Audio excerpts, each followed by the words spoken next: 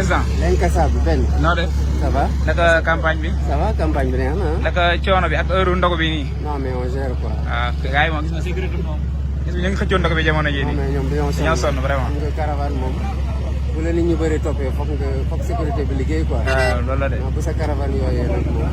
mais am na benn ba nga waxee ne ba tey da ngay def sa déclaration de patrimoine am na benn candidat Amadou Ba moom nee na moom déposé na OFNAC ba pare lan nga koy wax.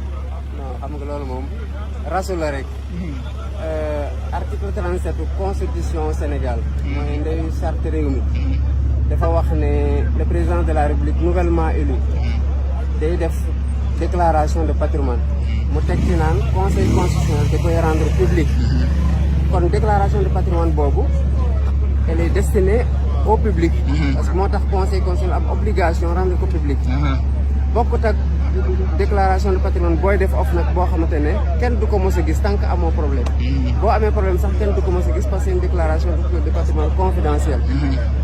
lii solos def déclaration de patrimoine laata ñu lay fal dama trouvé que c'est malsain que tey nga am ñu fal la parce que wóolu nañu la jàpp nañu ko sa loxo set la nga toog ba jamono jot ñu fal la nit ñi mënatul la dara nga dem ne 20 milliards laa am fekk na yow ñëpp xam nañu ne fi nga jaar bu doon yow sa loxo yi set nañ warloo mën a am 20 milliards. bari man su ma doon def noonu su ma defee sama déclaration de patrimoine Sénégalais nañ xam ndax laale naa ci alalu réew mi wala laale moo ci Amadou Ba nag ñi nga xamante ne moom lu ne def na ko biir impôt bu ñuy def conférence de presse janvier 2016 pour di ko ne na bàyyi alal réew muy saax-saaxee ci suñu liggéey boobu on a évalué woon nañu perte gi ci à 50 milliards yoo xamante ne daf ko jox ay entreprises yoo xamante ne fraude fiscale la ñu leen jàppe woon nga yaakaar ne loolu daf ko def pour les beaux yeux de ces entreprises là ñëpp xam nañu ne am na fu ñu doon jaar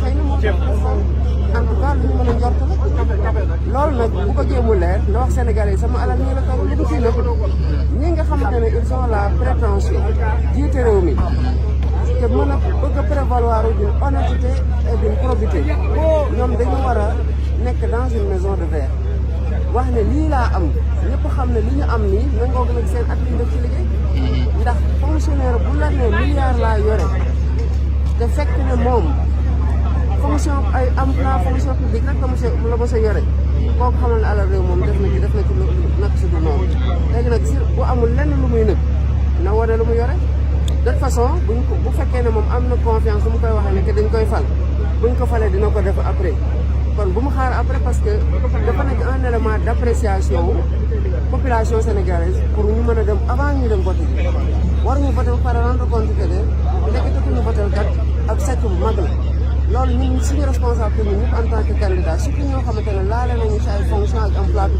ñu def ko mais mënoo bëgg a jiite réew nee leen dénk leen ma budget bu toll ni 7000 milliards jox leen ma seen pétrole ak seen gaz ma géré ko ba pare bëggloo wax fi nga jaar ak réew mi ci li nga jot a yor ak li ñu la dentoon surtout ku doon liggéey ci affaire xaalis.